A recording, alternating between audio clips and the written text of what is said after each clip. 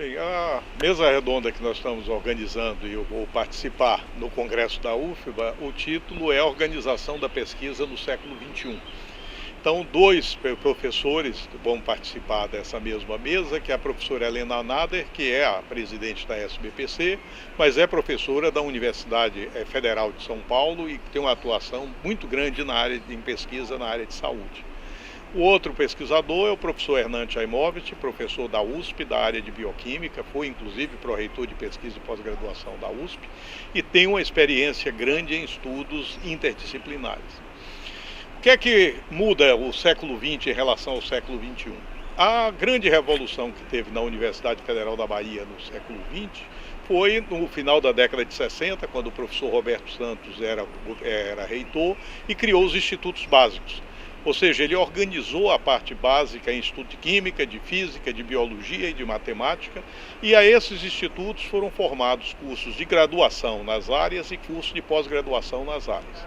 Ou seja, ele unificou pesquisa e ensino e formação de pessoal nessas unidades com essas áreas. O que acontece com o avanço do século XX, especialmente nesse século, essas áreas se entrelaçaram, foram cada vez mais entrelaçadas. A formação básica, o ensino, ele permanece disciplinar, o indivíduo precisa aprender determinada disciplina, mas a organização da pesquisa não. Hoje a pesquisa ela se organiza por temas. Então você precisa ter pessoas muito bem formadas em suas disciplinas para que tenha capacidade de atuar num espaço interdisciplinar.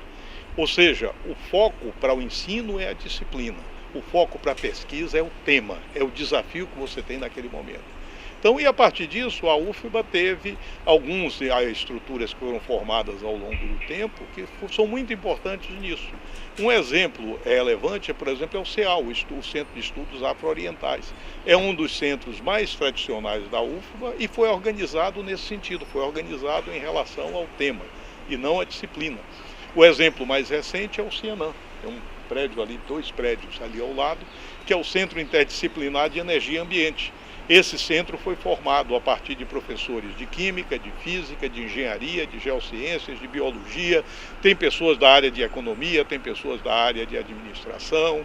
Então, esse centro foi formado com um objeto específico, energia e ambiente, de forma integrada, não só energia, mas energia com uma visão ambiental, com a visão de otimização de sistemas energéticos e que minimize bastante o uso da água, minimize o uso do solo, minimize o uso de fertilizantes, minimize o uso de agrotóxicos. Então, tudo isso dentro de um contexto integrado.